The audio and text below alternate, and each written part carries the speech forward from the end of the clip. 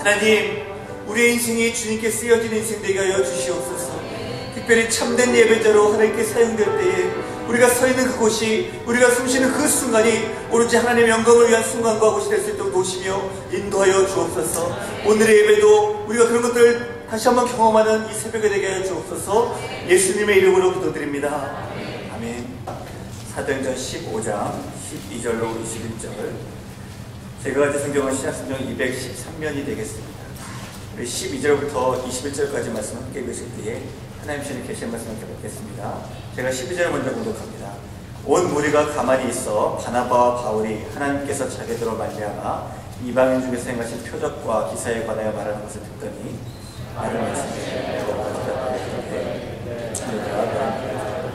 하나님이 처음으로 이방인 중에서 자기 이름을 위할 백성을 취하시려고 그들을 돌보신 것을 시므온이 말하였으니 선지자들의 말씀이 이와 같으시다. 이렇구나. 이후에 내가 돌아와서 다윗의 무너진 장막을 다시 지으며 또 그 허물어진 것을 다시 지어 일으키니 이는 그 남은 사람과 내 이름으로 이름을 받는 모든 이름을 주를 찾게 하려 함이라 하셨으니 즉 예로부터 이것을 알게 하시는 주의 말씀이라 함과 같으니라. 그러므로 내 의견에는 이방인 중에서 하나님께로 돌아오는 자들을 그렇게 하고 다만 우상의 더러운 것과 음행과 목매어 죽인 것과 피를 멀리하려고 편지하는 것이 옳으니 이는 예로부터 각성에서 전하는 것이었어 안식일마다 햇달에서 그 글을 읽음이라. 아멘. 이 시간에 여기 박수기 담임 목사님께서 영적 리더자 야고보라는 제목으로 하나님의 말씀 선포하실 때 함께 은혜 받는 시간 되시기를 소원합니다.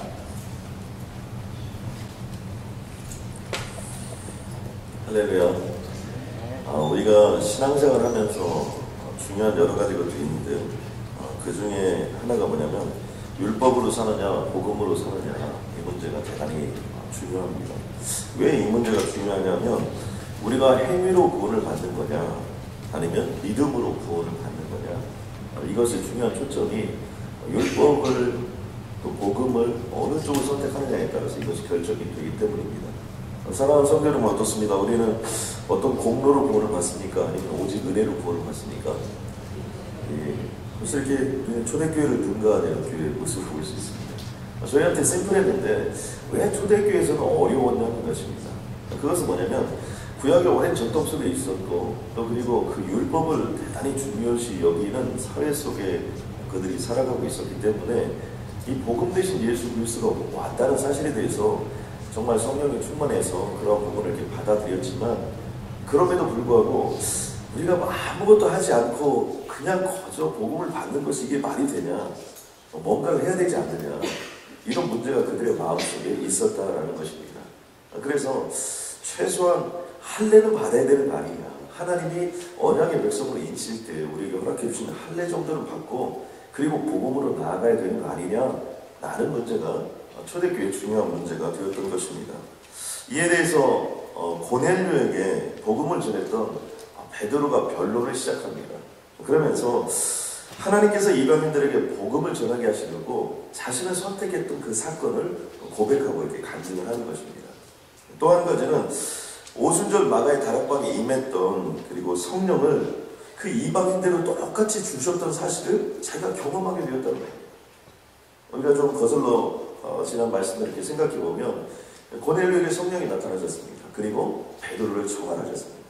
그때 베드로가 기도하는 중이었는데 기도하는 중에 위로부터 보자기가 내려서 조기 갈라지 않는 네와 가지 짐승들의 먹을 수 없는 것들이 거기서 펼쳐지는 것이죠.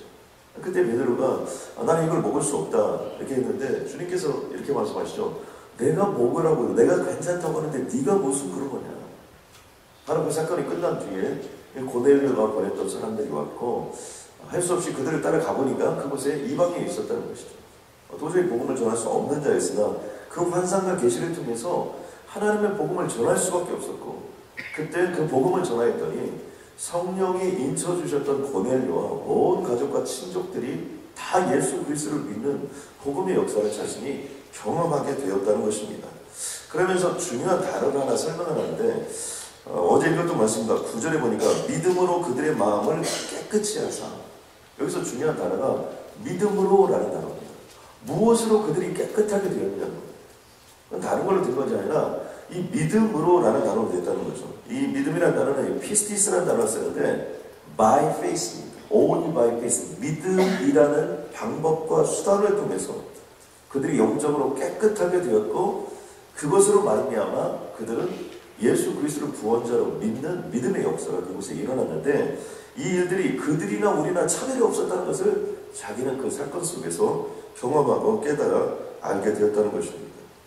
그러면서 하나님께서 차별하지 않으셨는데 만약에 우리가 이 문제를 가지고 모든 이방인들이 다 할례를 받아야 된다 이런 식으로 접근해서는 어려운 거 아니냐. 이것을 계속해서 주장한다면 두 가지 문제가 발생할 것이라고 얘기합니다. 하나는 하나님을 시험하는 것이라는 겁니다. 왜요? 하나님이 괜찮다고 하는데 우리들이 그걸 안 된다고 하면 안 되는 거 아니죠. 그러니까 하나님을 더 이상 시험하면서는 안 된다. 또 한 가지는 이 율법을 이렇게 생각해 보니까 우리 조상들 중에 이 율법을 제대로 지킨 사람이 있느냐는 겁니다. 생각해 보니까 아브라함도 보통 진짜 아비 집을 다 버리라고 했는데도 불구하고 조카 롯을 데리고 또 아버지와 함께 다 떠났던 그런 모습들을 보여주죠.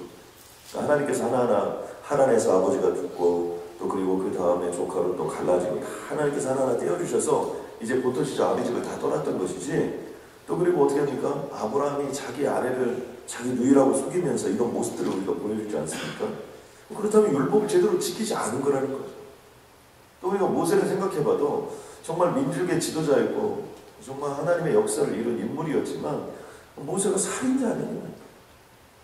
이렇게 생각해보니까 제대로 된 율법을 지킨 사람이 우리 조상 중에 있느냐는 겁니다. 다윗을 우리가 앞세우는데 다윗, 여러분 얼마나 다윗이 실수를 많이 했습니까? 뭐 음란한 범죄를 저질렀을 뿐만 아니라 우리아라는 자기의 충성스러운 것도 교사에서 죽여버리지 않습니까? 이런 모습들을 우리가 생각해 볼 때 도대체 우리 조상 중에 율법을 지킨 사람이 누구냐는 겁니다. 우리가 그렇게 자랑하고 있는 아브라함, 우리가 뭐 그렇게 잘하고 있는 모세, 또 우리가 그렇게 뭐 정말 흠모하고 있는 다윗왕, 아무도 율법을 지키지 못했는데 우리가 이 율법을 다 지켜야 된다고 얘기한다면 그것은 오히려 예수 그리스도를 믿고 정말 참된 삶을 살려고 하는 그들에게 또 다른 멍해를 걸어주는 거 아니냐.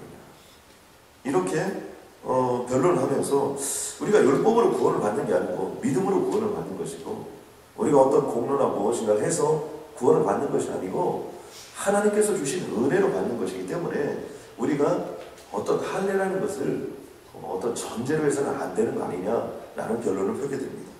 이렇게 사도 베드로가 자신이 경험과 체험 또 하나님의 계시의 말씀들 보여주었던 것들을 통해서 이렇게 다 설명을 하다 보니까 뭐 웅성웅성하시고 지금까지 뭐 바리새인들이 뭐 여러 가지 율법을 강조하고 또 그리고 구약의 모든 것들을 또 그리고 우리가 그동안 해왔던 제사나 이런 부분들에 대해서 주장했던 그 사람들이 가만히 있었다는 것입니다. 잠잠해졌다는 것이죠. 그러자 이제는 바나바와 바울이 다시 그들이 선교의 현장 속에서 경험했던 일들을 이방인 중에서 역사가 일어났던 일들을 고백하기 시작합니다. 그 표적과 기사들이 아주 많이 있었던 모습들을 볼 수 있죠. 먼저 사도 바울이 다메섹 도상에서 예수 그리스도를 만나서 복음을 받았던 자신의 고백이 있습니다. 또 그리고 뿐만 아니라 그 말씀을 들고 회당으로 나아갔을 때 그 회당에서 정말 유대인들도 거기서 예수 그리스도 나의 구원자를 믿는 역사가 나타났지만 할례를 받지 않은 이방인들이 그 복음의 역사가 나타났고 뿐만 아니라 온 성에 가득한 자들이 그곳에 임해있던 역사도 보았고요. 안진매가 일어나는 사건도 보았고 다양한 사건들을 통해서 우리가 예수 그리스도를 믿는데 어떤 옵션이 있었다는 게 아니죠. 그냥 예수 그리스도를 나의 구원자로 받아들이고 믿었던 것만으로도 충분히 그곳에서 기적이 일어나고 능력이 일어나고 또 온 우리가 하나님을 찬송하며 그 영광 가운데 서는 모습을 본인들이 보았던 것들을 강조하는 겁니다. 그러자 이런 얘기를 듣고 있었던 사도 야고보, 여기서 이 사도 야고보는 초대교회 오늘날로 따지면 교회로 따지면 이렇게 담임 목사님급 정도 되고요. 아마 초대교회로 따진다면 우리가 보통 얘기하는 총회장님이나 이런 가장 높은 계열에 있으셨던 분이 사도 야고보였던 것 같습니다. 이 사도 야고보가 형제들아 내 말을 들으라. 이런 형제들아 내 말을 들으라 이런 말을 할 수 있는 사람은 사실은 연륜과 경륜이 있었던 사람이죠. 이제 사도 야고보가 이런 부분에 대해서 전체적으로 중재를 하면서 이야기를 하기 시작합니다. 근데 이 얘기 속에 우리들이 신앙생활하면서 붙잡고 나갈 중요한 내용이 있어요. 첫 번째 얘기한 내용은 뭐냐면 시몬 베드로가 고백한 것처럼 하나님께서 이방인들을 구하는 것은 하나님이 먼저 시작한 일이라는 거예요.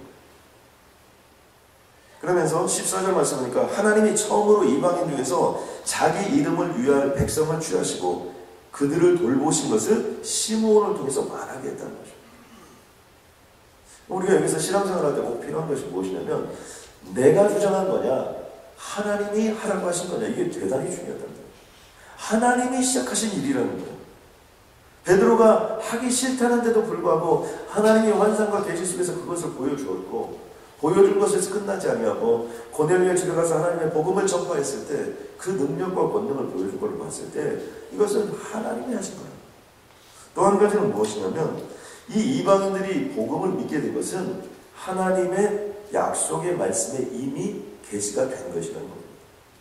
15절에 보니까 선지자들이 말씀이 이와 일치하거나 기록된 바 이미 선지자들이 말씀하신 내용과 일치하는 내용이 있다는 겁니다. 그 말씀은 아모스 9장 11절 이후의 말씀을 여기 적어 놓았는데요. 보니까 다윗의 장막이 무너지면 그것을 다시 지으며 그 허물어진 것을 다시 지어 일으키시겠다고 주님이 말씀하셨다는 겁니다. 이미 아모스 시대에는 다윗의 장막이 다 무너졌죠. 없어졌죠. 그런데 무너진 다윗의 장막이 있는데 다윗의 장막을 다시 세우겠다는 겁니다. 그 의미는 무엇입니까? 다윗의 자손으로부터 메시아 대신 예수 그리스도가 나올 것이라는 거예요. 그런데 그 예수가 나타나면 어떤 역사가 일어날 것이라고 선포하고 있냐면 모든 이방인들이 주를 찾게 될 것이라고 이미 예언이 되어 있다는 거예요.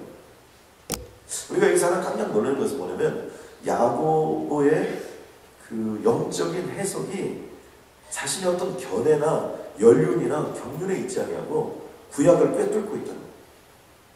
그러니까 이 사건이 무슨 몇 달 전에 발전해서 야고보가 이것들을 연구하고 고민하고 이렇게 했던 것이 아니고 안디옥에서 문제가 발생해서 예루살렘 교회로 와서 사람들이 파송해서 그것을 보고하고 거기서 변론하고 수없이 많은 얘기들이 오가는 상황 속에 있었고 바로 그 속에서 사도 베드로가 자신이 경험했던 것을 고백하고 사도 바울과 바나바가 경험했던 것을 고백하는데 바로 그 순간에 사도 야고보가 일어나서 이것들을 정리하는데 맞다.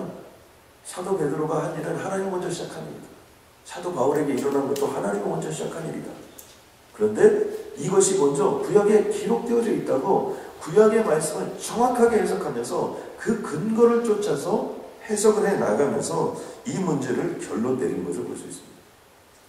오늘 우리는 이 말씀 속에서 무엇을 좀 붙잡아야 되냐면 제일 첫 번째는 오직 믿음으로 우리의 삶을 나아가야 된다는 겁니다. 여러분 아멘입니까? 여러분 우리가 무엇으로 우리의 미래를 결정합니까? 여러분 믿음으로 결정합니다. 무엇으로 앞으로 미래의 삶을 준비해 나갑니까? 믿음으로 우리는 결정합니다. 무엇으로 우리의 삶을 선택합니까? 믿음으로 선택합니다. 다른 것이 아니에요. 그래서 정말 하나님께서 어떤 우리를 구원해 주시고 우리에게 어떤 역사를 베풀어 주시고 능력과 권능을 함께 해 주시고 새로운 길을 열어 주시고 그 모든 것들은 무엇과 관련이 있냐면 믿음. 믿음으로 유대인들도 구원함을 받고 믿음으로 말미암아 이방인들도 깨끗함을 입게 되는 거죠. 그러므로 우리들이 삶을 살아가면서 다른 걸 선택할 필요가 없어요. 그리고 다른 것을 앞세울 필요가 없어요. 저는 어제 이 말씀을 이렇게 준비하는데요. 정말 이렇게 너무나 감격이 많이 오더라고요. 그리고 정말 저도 모르게 이렇게 눈물이 나더라고요. 왜냐하면 이 험한 세상 또 그리고 믿을 만한 것들이 없고요. 믿을 사람이 없고 믿고 나를 믿게 해줄 것이 없는 것 같아요. 그런데 주님이 내게 오셔서 주님을 믿으라고 주님께서 친히 우리에게 허락해 주셨고 내가 그 주님을 믿고 살아갈 수 있도록 허락해 준 게 얼마나 감사합니다. 저는 지금도 늘 제가 이렇게 간증하거나 또 무슨 얘기를 할 때마다 꼭 생각나는 장례식의 장면이 하나 있는데 그것은 뭐냐면 제가 성도님들이 남달사랑인 게 많다 보니까 불교의 장례식에 참석하게 되었습니다. 아마 저희 성도였는데 또 찾아갈 수밖에 없었는데 장례식은 스님들이 오셨었어요. 저는 지금도 잊을 수가 없어요. 똑똑똑똑 인생을 공부한 것입니다. 저기 뭐 하는 것인가? 불교의 장례식은 어떤 것인가? 얼마나 제가 궁금했겠습니까? 처음부터 끝까지 똑똑똑똑 인생을 공부한 것입니다. 아무튼 다 예배라고 해야 되는지 뭐라고 해야 되는지 아무튼 시기 다 끝났습니다. 제가 그때 또 마지막 저의 느낌이 뭐였냐면 진짜 인생 허무하더라. 똑똑똑똑 허무합니다. 똑똑똑똑 허무합니다. 진짜 인생 허무하죠. 인생 허무하죠. 여러분, 그런데 우리가 기독교에서 장례식을 하면 어떻습니까? 천국 환송 예배를 드립니다. 장례식에서 박수를 칠 수 있는 거예요. 왜요? 우리는 천국에 가는 것이기 때문에. 여러분 얼마나 감사합니까? 똑같은 죽음 앞에서 진짜 인생은 허무한 것입니다. 허무합니다. 그렇게 허무하게 인생이 끝나는 그런 모습을 가지고 가는 사람들과 똑같은 죽음 앞에서 가야 될 천국에 있는 사람들과 현격한 차이가 있다. 믿음을 가지고 이 땅을 살아가는 것과 믿음을 가지지 않고 살아가는 것은 하늘과 땅 차이다. 저는 여기 있는 모든 분들이 오직 믿음으로 나아가는 주님의 이름을 간절히 소원합니다. 그러니까 다른 거 앞세우지 말 필요가 없습니다. 우리 인생을 살면서 다른 거 앞세울 필요가 없습니다. 무슨 뭐 전통을 앞세우고 또 그 다음에 연륜과 경륜을 앞세우고 믿음 좋은 거 아닙니다. 우리는 믿음 좋은 거 앞세우면 안 됩니다. 믿음은 앞세워요. 또 그리고 뭐 오랫동안 신앙생활 했던 거 아니에요. 그냥 믿음은 앞세워요. 역사와 전통 아닙니다. 믿음은 앞세워요. 우리의 실력, 지력, 뭐 영역, 뭐 여러 가지 앞세울 것이 있지만 그 모든 것들보다 나는 주님을 믿습니다. 주님 자체를 믿습니다. 주님 한 분만으로 충분합니다. 주님이면 내 인생의 모든 것, 나는 죽어도 좋습니다. 라는 그 믿음이 우리 인생을 결정하게 된다는 것입니다. 이방인들 아무것도 몰랐어요. 이 율법이요 10계명을 지키는데 그 부칙들이 한 613가지나 되었다고 합니다. 그러니까 그런 걸 지키고 살았던 유대인들이 생각해 볼 때 하나님이 누군지도 모르고 또 그리고 율법이 뭔지도 모르고 정말 그 613가지가 뭔지도 모르는 그 사람들이 정말 개와 돼지만 하다 정말 개 취급할 만한 하지 않았겠습니까? 얼마나 이 사람들은 고차원적인 삶을 사는데 그런데 주님은 뭐라고 얘기합니까? Nothing. 그런 것들이 중요하고 필요하지만 그것이 구원을 얻는 믿음과 그 부차적인 이 다음의 문제라는 거예요. 그러므로 우리들이 또 이 땅을 살아가는데 이것도 필요하고 저것도 필요하고 이 일도 해야 되고 저 일도 해야 되고 주님 앞에 잘 보이기 위해서 이것도 해야 되고 저것도 해야 되고 많은 수없이 많은 할 일들이 있을 것 같습니다. 그러나 그 모든 것들보다도 주님이 가장 보시는 것은 믿음을 보신다는 거예요. 아멘입니까? 그러니까 다른 거 앞세울 필요가 없어요. 여러분 믿음을 앞세워야 돼요. 그리고 그 믿음으로 나아가는 거예요. 또 하나는 우리의 모든 행동의 근거, 판단의 근거, 선택의 근거가 말씀이어야 된다는 거예요. 그러니까 말씀이 결론이 되어야 된다. 저는 사도 야고보와 같고 사도 베드로와 같고 사도 바울과 같은 그런 인물들이 우리 교회에서 우후죽순처럼 자라서 그러한 영광의 교회가 되기를 주님의 이름을 간절히 소원합니다. 저는 이 사도 야고보를 보면서 기가 막히지 않습니까? 모든 판단의 근거를 구약의 말씀을 딱 뽑아서 이 말씀이 하나님께 우리에게 하셨고 이 말씀이 이방인 예수 그리스도가 오시면 이방인들이 돌아오게 될 것이고 그 이방인들이 돌아오는 것을 통해서 하나님의 역사가 일어날 것이라고 이미 구약에 이언되어 있다. 그러므로 이것을 우리가 판단의 근거로 삼아볼 때 우리의 생각이 있고 지금까지 우리가 왔던 우리의 전통이 있고 많은 것들이 우리가 가지고 있다 할지라도 그 모든 것들보다 먼저 말씀이 결론이 되게 하고 그 말씀을 쫓아가는 것이 당연하다는 거죠. 사도 베드로도 마찬가지죠. 주님이 나에게 환상과 계시를 통해서 말씀해 주셨다는 거예요. 사도 바울도 마찬가지예요. 담에색 도상에서 내가 그 예수 그리스도를 만나고 그 만났던 예수 그리스도의 이름으로 안진뱅이를 일으키고 그자가 예수 그리스도를 믿는 역사들이 나타났다는 거예요. 저는 그러므로 우리들 가운데서도요 이 말씀이 살아 움직이길 주님의 이름으로 간절히 소원합니다. 그냥 우리가 뭐 그냥 새벽마다 나와서 그냥 은혜 받고 정말 주님 감사합니다. 그냥 믿음으로 살아야 되지요. 말씀으로 살아야 되죠. 그런 말씀이 아니라 정말 이 말씀이 살아서 춤을 추고 내가 이 말씀을 고백했는데 이 말씀이 영광으로 임하고 이 말씀을 고백하고 주님의 이름으로 나아갈 때 그 복음의 권능과 역사가 우리의 삶 속에서 끊임없이 펼쳐져서 이것을 간증할 수밖에 없는 그런 인생으로 주님이 우리를 키우기를 원하신다. 최근에 북한이 보니까 연평도 사태 이후로요 그동안에 북한에 대한 실상이나 이런 것들을 공개하는 것이 굉장히 좀 자제하는 분위기였습니다. 연평도 사태가 난 다음부터 요즘에 인터넷 뉴스 같은 데 내려보면 꼭 북한에 대한 뉴스가 한두 가지씩은 계속해서 나옵니다. 그리고 북한의 실상들에 대해서 겹겹이 쌓여졌던 모습들이 계속해서 이렇게 터져 나오는데 그것은 연평도 사태 이후에 북한에 대한 관심이 고조되었을 뿐만 아니라 또 한 가지 이유는 뭐냐면 북한 자체가 체제 유지가 잘 안 되는 거예요. 예전에는 북한에서 무슨 일이 일어나는지 몰랐습니다. 왜냐하면 말해주는 사람도 없고 철저히 감시되기 때문입니다. 그런데 요즘에요, 북한에는요, 셀룰러폰도 있고요. 또 그리고 북한에 많은 이 단파 장비나 또 그리고 소식을 전할 수 있는 이런 것들이 다 발전하게 된 거죠. 우리도 그렇지 않습니까?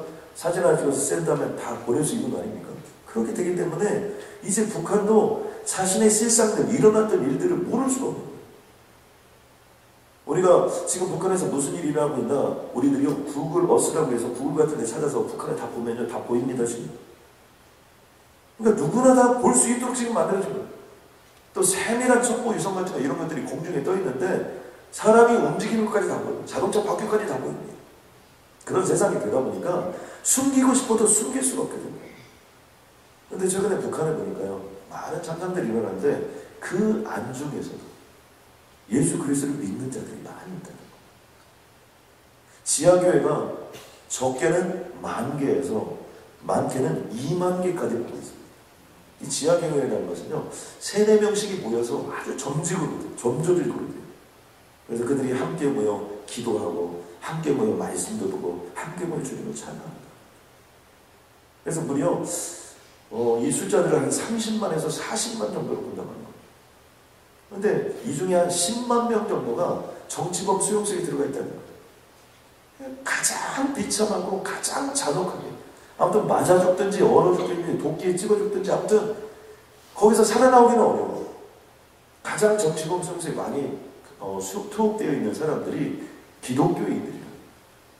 그럼에도 불구하고 나머지 한 30만 명 정도, 이 사람들이 예수 그리스도를 믿고 그곳에서도 성경을 보고 그곳에서도 믿음을 가지고 살아간다는 거예요. 잡히면 죽는데 공개적으로 총살을 시키거나 아니면 그냥 사람들이 보는 데서 때려 죽이거나 분명히 그런 일이 일어나는데도 불구하고 그렇게 살아간다는 거예요.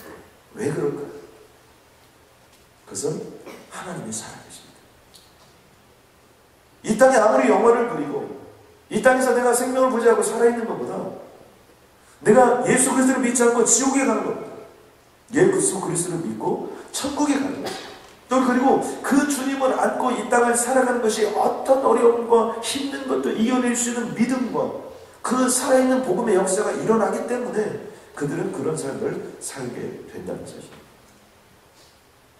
저는 그 참상들을 쭉 이렇게 보면서 무엇을 느끼냐면요, 우리도 어렵고 우리도 힘들지만 여러분, 우리는 굶어 죽지는 않지 않습니까? 제가 어떤 분한테 먹고 살면 되죠 그랬더니 그분이 저한테 한 유명한 얘기가 있습니다. 가슴도 제가 지금도 가슴에 남아있는데, 목사님, 미국에서는 안 굶어 죽습니다. 여러분, 미국에서 안 굶어 죽어요. 푸드뱅크를 가도 되고요. 아무튼 여러분 굶어 죽게 되면 저에게 연락을 해주세요. 절대로 안 굶어 죽습니다. 북한엔 굶어 죽어요. 먹을 것이 없어서 북한의 장교들이 데모를 일으키고 또 북한의 주민들이 소유 사태를 일으킨다는 뉴스를 지금 우리가 접하고 있었습니다. 저는 100만 톤이 얼마나 정도 식량이 되는지 모르는데 지금 올해 100만 톤이 부족하다는 거예요. 10,000톤, 20,000톤이 아니라 100만 톤. 수없이 많은 사람들이 죽은 거예요. 제가 연변에 단기 선교로 갔을 때 북한을 가봤는데 다리 하나를 두고 저희가 북한이고 이쪽은 중국이고 희한한 게 아니었어요. 그건 뭐냐면 중국에 있는 사람들은 다 푸른데요, 북한에 있는 사람들은 빨갛습니다. 나무가 하나도 없어요. 너무나 이질적인 모습이에요. 왜 그럴까요? 그것은 하루 나무를 다 해대고 나무 껍질을 다 벗겨가지고 그걸 다 먹어가지고 나무가 하나도 없어요. 얼마나 그 장면이 충격적입니다. 뭘 뽑아서 먹고 싶어도 먹을 게 아무것도 없는 거예요. 산도 벌겋고 세상도 다 벌겋고 다 벌거예요. 아무것도 없어요. Nothing. 그럼에도 불구하고 그곳에서 주님을 믿고 그곳에서 하나님의 영광을 찬양하고 그리고 누군가가 전해준 성경 한 조각 그리고 성경 한 페이지 그걸 가슴에 품고 그것을 보고 하나님의 영광을 찬양하고 다시 한번 희망을 품고 내일의 영광을 영원히 나아가는 모습들을 우리는 지금 21세기 똑같은 이 시간에 북한에서 이루는 일들을 우리는 실시간으로 우리는 경험하고 체험합니다. 저는 우리들이 아무리 어려워도 다시 한번 주님의 이름으로 분연히 일어나서 하나님의 영광을 향해 나아가면 어떤 문제도 해결하는 받게 될 줄로 믿습니다. 여러분 신분에 문제가 있습니까? 주님이 해결하여 주실 줄로 믿습니다. 육체의 한계에 문제가 있습니까? 주님이 해결하여 주실 줄로 믿습니다. 여러분 정말 취업을 놓고 여러분 기도하고 있습니까? 하나님이 해결하여 주실 줄로 믿습니다. 여러분 어떤 문제가 있든지 문제 앞에 다른 걸 앞세울 필요가 없습니다.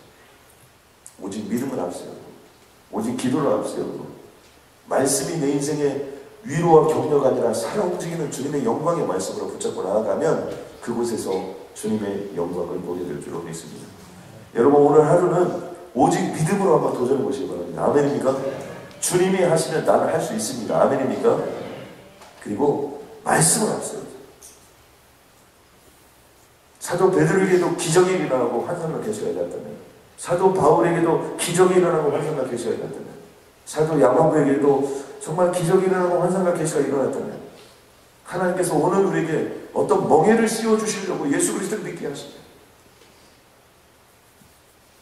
저는 그 주님과 함께 오늘 하루 승리하는 역사가 반드시 임할 줄로 믿습니다. 아멘입니까? 저 오늘 아침부터 제가 울을 줄 알았는데 안 울었어요. 저는 어제 이 말씀 주면서 얼마나 많이 울었는지 몰라요. 내가 주님을 믿고 산다는 게 그렇게 감사해요. 몰라요. 주님이 나한테 뭘 받지 않아도 괜찮아요. 정말 믿고 따를 사람이 있다는 것, 그 주님이 살아있다는 것, 그거 하나만으로도 얼마나 감격스럽고 얼마나 은혜가 많이 되는지. 하나님 감사합니다. 오늘 이곳에 오직 믿음의 능력을 우리에게 허락하여 주시옵소서.